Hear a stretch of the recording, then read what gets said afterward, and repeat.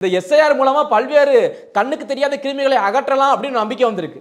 ஏன்னா அந்த ஓட்டர் ஐடியை கட் அண்ட் ரைட்டாக கிளியர் பண்ணி எல்லாருக்கும் நல்லா ஸ்ட்ரிக்டாக ஃபாலோ பண்ணி இந்த ஓட்டர் ஐடியை கரெக்டாக யாருக்கு கொடுக்கணும் கொடுத்து பிரிச்சுட்டோம் அப்படின்னா இந்த ஓட்டர் ஐடி இல்லாமல் இருக்கவெல்லாம் எவன் அவனை தூக்கலாம். முதல்ல இவன் வெளிநாட்டிலேருந்து வந்திருக்கானா, இவன் எப்படி உள்ள வந்தான், பாஸ்போர்ட் இருக்கா, இதெல்லாம் பிடிக்கலாம். இந்த எஸ்ஐஆர்ல தேர்தலை தாண்டி நாட்டுக்கு மிகப்பெரிய ஒரு நல்லது இருக்கு. அந்த ஒரு காரணத்துக்காக தான் நான் எஸ்ஐஆர் ஆதரிக்கிறேன். தேர்தலில் ஜெயிச்சு போ இல்லை தோத்து போ பற்றி எனக்கு கவலை இல்லை. இந்த ஓட்டர் ஐடி வரும் பட்சத்தில் வெளியிலேருந்து வந்தால் பாருங்க ஸ்லீப்பர் செல்ஸ் இவெல்லாம் எப்படி ஓட்டர் ஐடி வாங்க முடியும்? ஏன்னா நம்ம சொந்த நாட்டுக்கார நம்ம இந்த ஓட்டர் ஐடி வாங்குறதுக்கே ஃபார்ம் வாங்கி அதை ஃபில் பண்ணி அதை அப்ரூவலாக எவ்வளோ வேலைகள் இருக்கு. இதில் அந்த கேடுகட்டவர்களை ஈஸியாக நம்ம அடையாளம் கண்டு கொள்ளலாம். இதில் ஒரு நல்லது இருக்குது, எத்தனை பேருக்கு தெரியும்னு தெரியாது. ஈஸியாக அவனை ஃபுல்லாக நம்ம கண்டுபிடிச்சிடலாம்.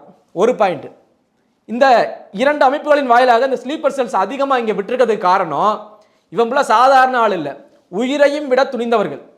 அதாவது இவங்களை எப்படின்னா அப்படியே தற்கொலை படையாக பயன்படுத்திக்குவாங்க. நம்ம நாட்டில் இருக்கான் பார்த்தீங்களா, இப்போவும் நம்ம நாட்டில் இன்னமும் இருக்கான், கணக்கே இல்லை அந்த அளவுக்கு இருக்கான். அடுத்தடுத்து ரெடியாக இருக்கான். எப்போ அவனுக்கான பணிகள் அவனுடைய தலைமையிலிருந்து உத்தரவு வருதோ அப்போ அந்த பணிகளை செய்ய தயாராக இருக்கான். ஏதோ ஒரு இடத்துல உங்களுக்கு அருகில் கூட இருக்கலாம், உங்களுடைய கார் ஓட்டனாக இருக்கலாம், நீங்கள் சாப்பிட போகிற ஹோட்டலில் சர்வராக கூட இருக்கலாம். ஏதோ ஒரு பணிகளின் அடிப்படையில் அவன் வேலை பார்த்துக்கிட்டு இருப்பான் நம்ம இந்தியாவுக்குள்ள.